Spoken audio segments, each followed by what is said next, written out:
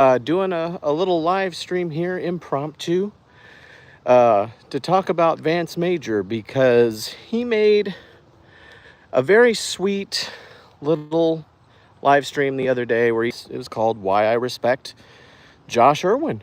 So I figured I'd return the favor and say something nice about him. Now, I just moved not too long ago, and so I don't have my podcasting setup going yet.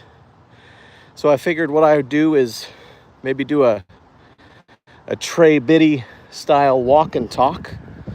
Walk down the street, do a little talking. Of course, if you're not an Arkansas Razorback sports fan, you probably don't even know who Trey Biddy is. But so I'm going to talk about Vance Major for a minute. You know, the thing about Vance and I is that we're kindred spirits. We really are. We're both nobodies that grew up in small town USA loving Star Trek. And that's really kind of the only thing that we started off with in common. I've always said that he was the guy who inspired me to get into fan films. But there's some key differences between him and I. And one of the big ones is that I had the advantage of growing up in media. You know, I grew up in a TV station. I learned how to use a camera when I was 14 years old, learned how to edit when I was 14 years old. You know, Vance didn't have that advantage. Vance works in a sausage factory in Junction City, Kansas. And so, he didn't go to film school like me. He didn't have the advantages that I had going into making fan films. And yet I'm the one who hesitated. I was the one who hesitated to do it, and he didn't. He didn't let anything, almost tripped. He didn't let anything stop him. He just made fan films. And I looked at him and I thought, this guy's a more courageous filmmaker than I am. He really is. The thing about Vance that really separates him, I think, from a lot of people that try to get into filmmaking and acting, is that he's not afraid. He's not nervous. You know, the main problem that you get with people who try to really get into filmmaking, get into acting, is they get nervous, and that's what holds them back. Vance doesn't have that problem. He just goes for it, you know. There have been so many times over my own filmmaking journey where I've observed friends say, you know, I don't want to make a film unless I have $1 million, unless I have a big cast, unless I have all the big equipment, the best camera, you know, just lots of stars. Everybody wants a star, you know, they want a big name actor in it. And I've always said to a lot of these people, you know, it's a really statistically low thing to get in your project. And so, you know, if you're not going to make your project unless you have $1 million and a big crew, you're probably not going to end up making your project. Sometimes you just have to be creative and do whatever it takes. And you know what? That's how filmmaking is these days. There's what I've called the democratization of filmmaking, where anybody can make a film. Now, I learned how to use a camera and learned how to edit when I was 14. Of course, that was a lot harder in 1994 than it is now. But I had that advantage of being in media, of going to film school. Vance just grabbed a camera, went in his backyard with his friends and started shooting. And that sounds kind of ridiculous, you know, like this big dude from Junction City, Kansas grabs a camera and he goes off into the woods with his buddies and he starts shooting on his cell phone. It's like, that almost sounds like it would be a joke, but it wasn't. He managed to bring people together all over the world. He really became the Everyman's filmmaker. You know what I mean? He opened fan films up to everybody. It wasn't just the elite people who could be in a Star Trek fan film. Anybody could get to know Vance and say, hey, I'd love to be in a fan film, and he'd find a way to work you in. And now you've got people all over the world who know this guy. I mean, and I don't mean like you could just like randomly go to Switzerland and somebody be like, I know who Vance Major is. But he has friends in Germany. He has friends in England. He has friends in Canada.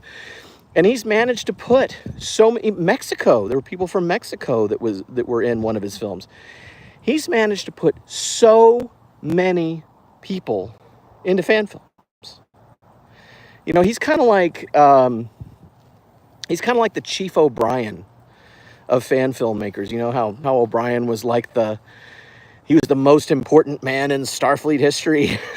That's Vance. You know, he's just a normal guy. He's not a big Hollywood inspiring person. He just has passion in his heart for Star Trek. He has passion in his heart for filmmaking.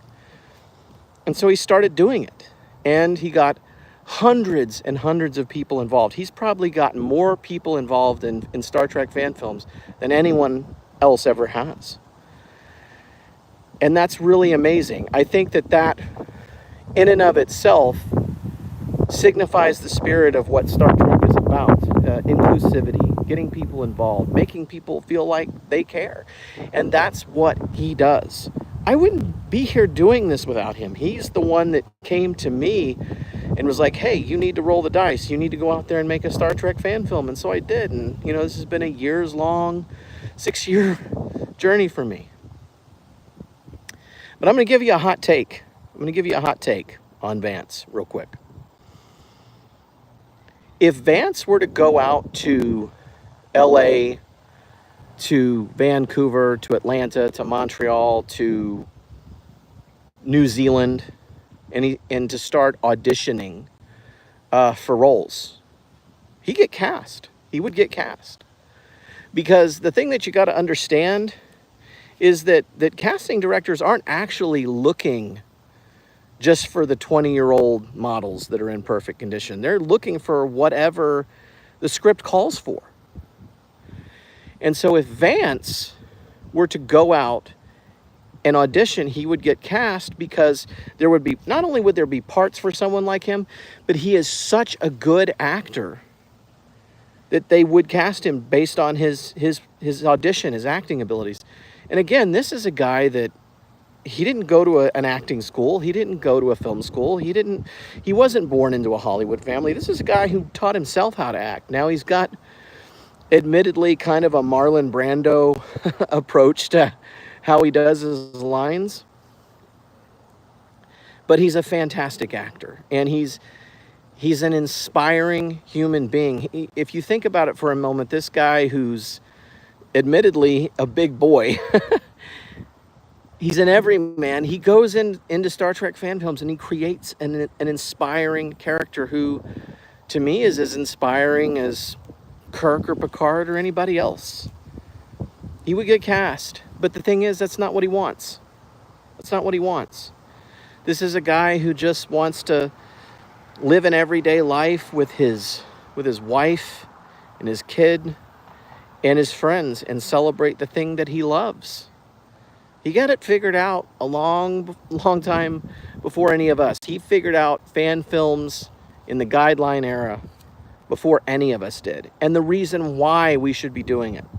Not for fame or recognition, but just because it makes us happy. And I know that's what it is for me. I don't want the $1 million budget movie. I got my USS Harrison hat.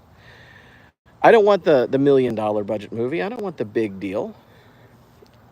I'm a guy like him who just makes, TV commercials in Rogers, Arkansas. But doing this fulfills my creative need. Doing these Star Trek fan films fulfills my needs creatively. And he was the pioneer of that. He showed us all how to do it. There are so many times when I get on a film set and we all talk about the same thing. We're all here because of Vance.